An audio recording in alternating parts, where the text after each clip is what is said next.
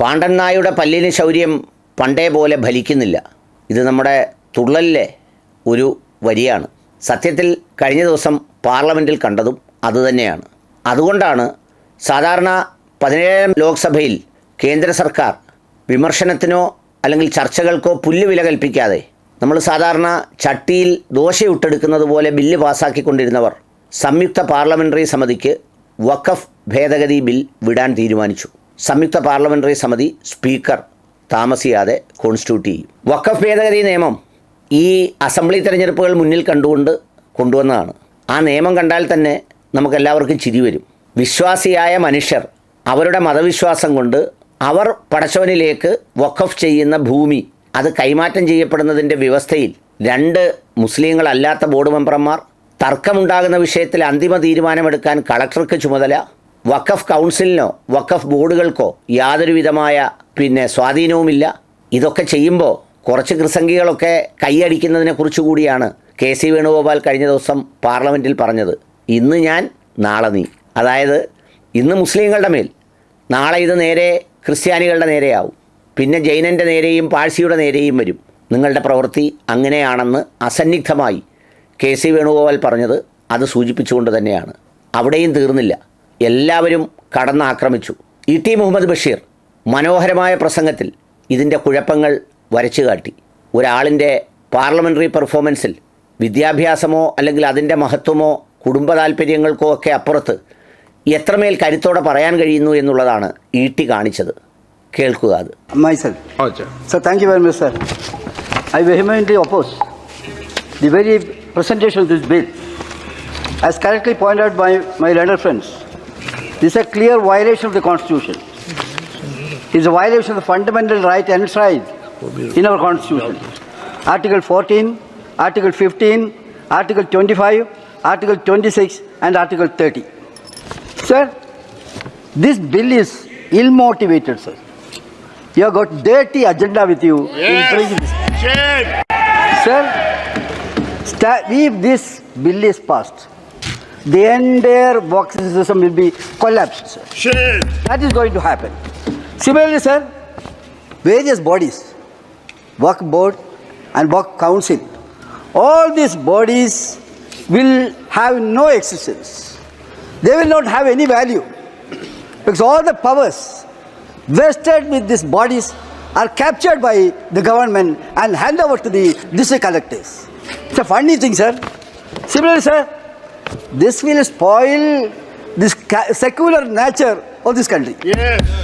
Muslims cannot donate to the Hindu system and they cannot donate to Waqf system. That is the restriction. Are you not ashamed of making this country in this way, sir? What is happening in this country? You have forbidden that kind of thing, sir. At the same time, this will jeopardize all the system. Now, Waqf Board and Council, if you go through that bill, sir, what is happening?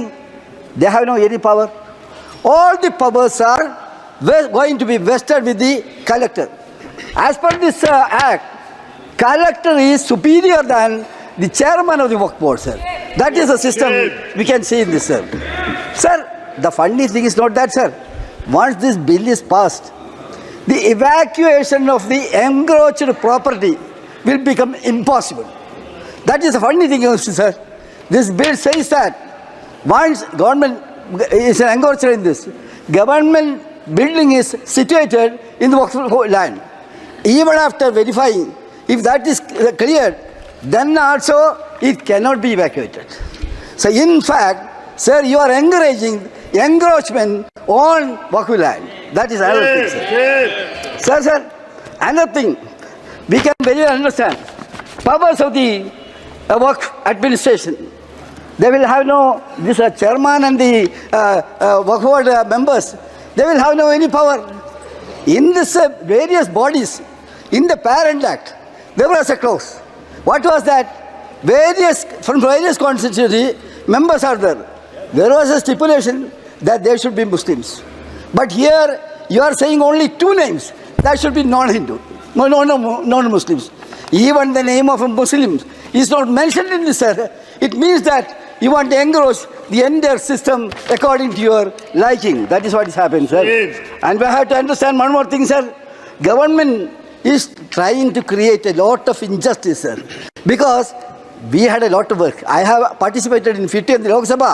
A JPC was constituted under Mr. Rahman, our leader, community leader. Umar Khan. He made a wonderful report, sir. It was very clear. There was a lot of good thing. You are repealing all these clauses. After a lot of study, Rahman Khan committee recommended certain things and amendment was made accordingly. Now you are repealing all these clauses. So what I am saying is, you are cruel in this. You have to be sympathetic in this, sir. This legislation, you are killing, ruthlessly killing the system, the work system. I urge upon you to prevail wisdom. You must think about that. Don't poison this country in a different way. That is what you are doing. Your intention is to spoil this country's communal unity.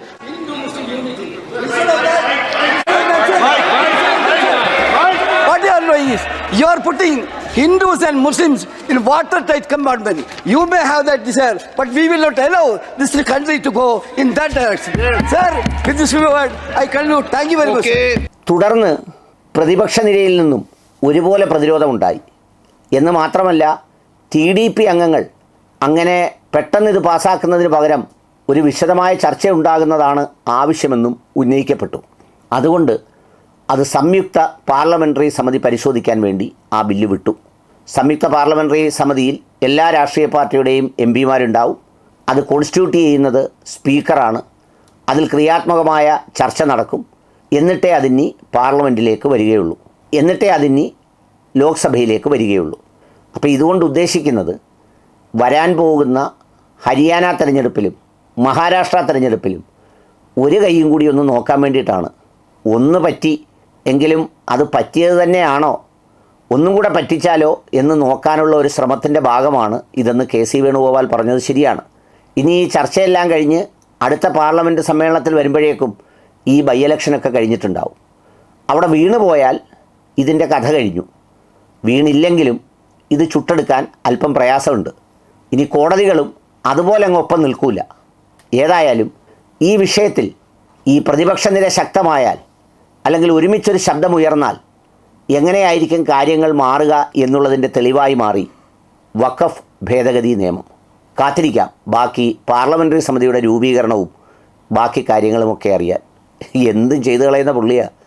ഇനി വഖഫ് ബോർഡിൽ ഇതുപോലെ വെച്ചതുപോലെ parliamentary സമിതിയിൽ parliament അംഗമില്ലാത്ത 5 പേരെ കൂടി വെക്കാം എന്ന തീരുമാനം വല്ലതും കൊണ്ടുവരുമോ എന്നും കാത്തിരുന്ന് അറിയേണ്ടതുണ്ട്.